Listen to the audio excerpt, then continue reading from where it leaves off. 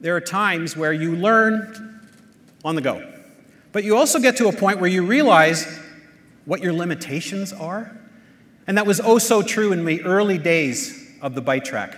Our team had an opportunity to bid on a significant number of computers. And so we put together this beautiful proposal, nicely bound, and off I went to the submissions office, dropped off the envelope. As I was walking away, receptionist says, "Excuse me, where are you going?" She says, "You need to present this to the panel. Have a seat." Oh, present? Panel? Panic. I looked around the room. Everyone smartly dressed there, t-shirt, jeans. But it had nothing to do with what I was wearing. It was what was underneath that was missing. Confidence. I didn't have the confidence. So what did I do? Have you read the book, Susan Jeffers' book, Feel the Fear and Do It Anyway? Hadn't read that book yet. So I just beeline to the door. And truth is, to this day, I'll never know whether or not that bid would have been successful, or how many other things that I missed along the way. Have you ever trembled at the thought of speaking in front of a big group? Scary, isn't it? In fact, comedian Jerry Seinfeld once said, "You know, people fear public speaking more than they fear death. In fact, the guy delivering the eulogy would rather be in the coffin." Isn't that so true? Because it wasn't until a few years later, when I had my next opportunity to catch my second wind, that I would have a moment, a significant discovery that would change me forever and bring me to where I am today. Toastmasters. An organization that helps people become better leaders and become better speakers. And the interesting thing about it is that when you start, you have no idea what's down that path and what's down that road, but Toastmasters takes you there. For the gadget people in the room, it's kind of like an interactive GPS. No, it's more like the voyages of Starship Enterprise, to help you boldly go where you've never been before. But I thought, I didn't really need Toastmasters. Oh, I got roped into it. It involved copious amounts of caffeine and some arm twisting.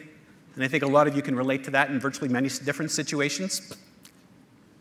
You see, by that time, I think I was okay talking to a group of people. Well, as long as I knew just about everyone in the room, and there were no, Dr. John Gray wasn't here, or Arkadi Kuhlmann wasn't here, or any of you people. Yeah, I was okay, as long as I had everything written down in front of me. But I joined, but I was truly humbled when one day, in Toastmasters, they have this thing called table topics. I think there's some Toastmasters in the room. It's where you get 2 minutes to answer a question on usually the theme of the day. Now, I have no idea what the question was. I have no idea what the theme was, but I do remember that when I sat down, the clock, the stopwatch, had not hit 12 seconds. I was devastated. I was down. I kept staring at my watch like a young child, staring at the clock, waiting for the 3 o'clock bell. And then, I was out of there really quick. A few days later, my mentor rings me up, and he says, "Greg," he says, "how's it going?" I said, "Not so good." He says, "Toastmasters is a good place for you." He says, "It's a safe place. You can learn by doing, at your own pace. It's a good place to practice, a good place to learn new skills." Did anybody laugh at you when you froze up? So I came back, and he was so right. The impromptu speaking helped me with my business, helped me talking to people, helped me on when I appeared on radio and television, big time. And especially after my dad passed away, and I was able to deliver the eulogy. And you can imagine how difficult it would be, how emotional it would be to deliver a eulogy. But Toastmasters also helps you become a better leader. You take on roles within the club, but I think I hit warp when I stepped outside the club, taking on a role, area governor, division governor. That's kind of like area manager, branch manager, et cetera.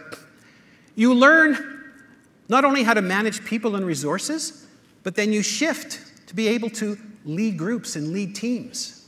You're still doing speeches, but now all of a sudden you're motivating, you're inspiring, and you're influencing people. It's amazing. So now just more than a manager or more than a governor, you're also now a guide, a confidant, a mentor. And boy, is anyone here, have you ever been a mentor?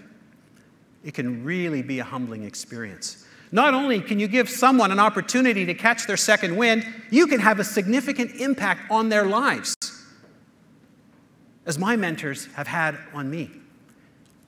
And you really learn a lot about yourself. Then the floodgates open. All of a sudden, I'm now out from behind the keyboard. The Business Link, where our club meets, our new Entrepreneurs Toastmasters Club meets, they started asking me to do presentations. I went from doing 10 and 15-minute sessions at Toastmasters to 1-hour brown bags, 3.5-hour workshops. And then the doors just kept opening from there. And that's something I never, ever expected. It was nothing I ever thought about. But for me, I think the pinnacle of possibilities occurred when the district, which is Alberta and Saskatchewan, had faith in me to elect me as district governor. Now, to put that into perspective, a district governor is akin to being a CEO of a nonprofit with now 275 branches and 6,000 members. Behind you is a team of 2 lieutenant governors, which are your VPs, a secretary, a treasurer, a parliamentarian, 8 division governors, and over 50 area governors. Whew.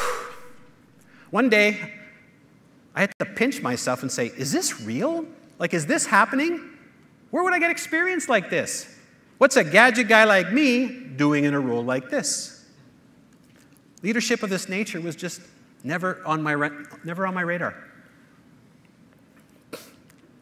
But I'm very grateful for it, because Toastmasters is not just about the program. It's wonderful people that you meet. Yes, you can make a lot of contacts, but it's also the incredible friendships that you make. And to this day, I'm very grateful.